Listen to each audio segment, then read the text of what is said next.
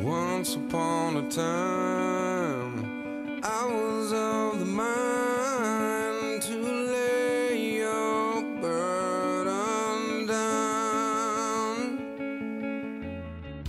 When we first moved here, this neighborhood was very nice, very nice.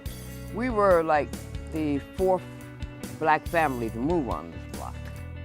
And that block is East Grand Boulevard, conveniently located right across from Detroit's own Belle Isle Park, in what is known as Islandview Village. Lorraine Griffin has lived here for nearly 50 years and is somewhat of a historian of the neighborhood. That house across the street, that was a funeral home. That yellow brick passed these houses.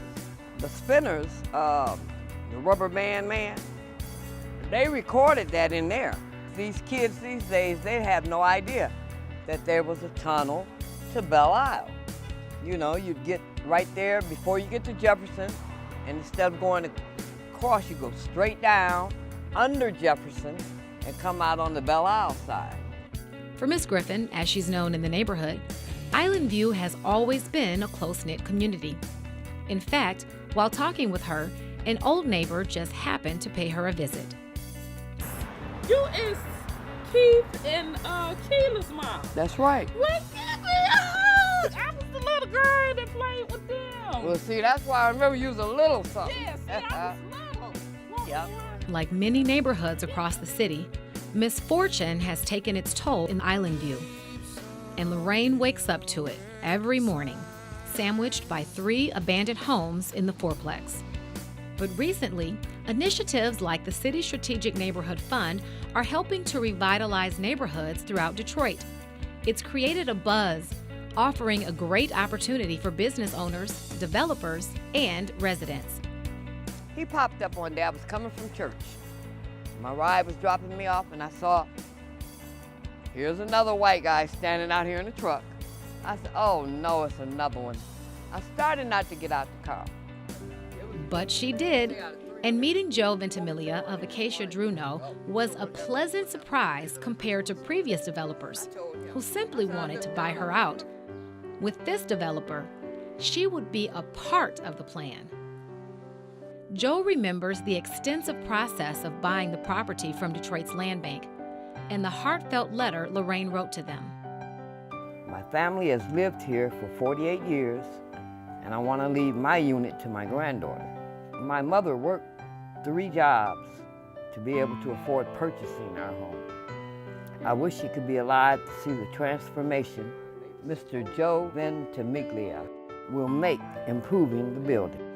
The offer that we put together was very intense, but more importantly, that offer included the ability for Lorraine Griffin to remain in place, to enjoy the opportunity of the rebirth of the building, and for her to experience the value of it being refurbished.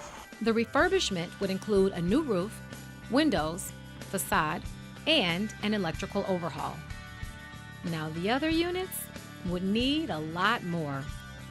But Joe and his partner on the project, Michael Coffendaffer, were able to see the diamonds in the rough. The condition of a building doesn't really scare me if I can see that it's structurally sound, more or less. You know, the expectation with buildings and residences that haven't been lived in for a number of years is that the inside's pretty much going to be a disaster.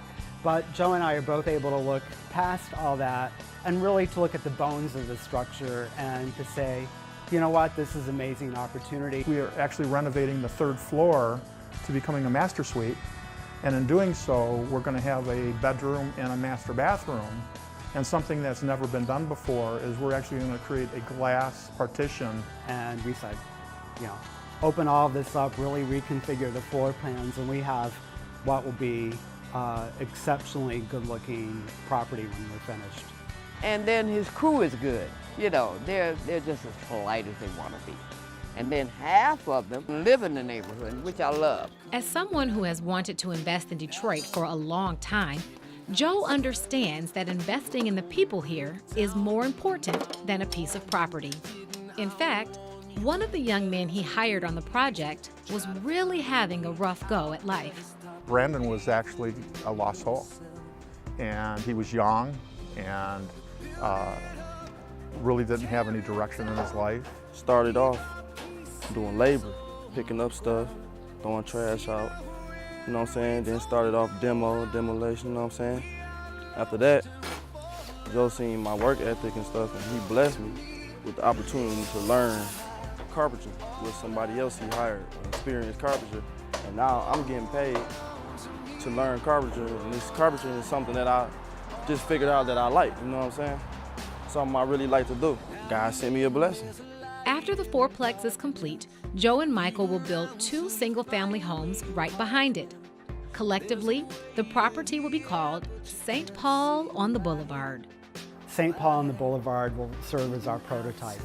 And we know that the success we have here is easily duplicated. Along with what the city's doing in terms of the redevelopment, we see ourselves as being hand in hand with that progress. And you can bet Miss Griffin will be along for the ride. Not going anywhere. No. If it gets to the point where I can't get up the steps, we're gonna get one of those things you sit down and ride. Up and down. That's right. Hold on to me, you're all I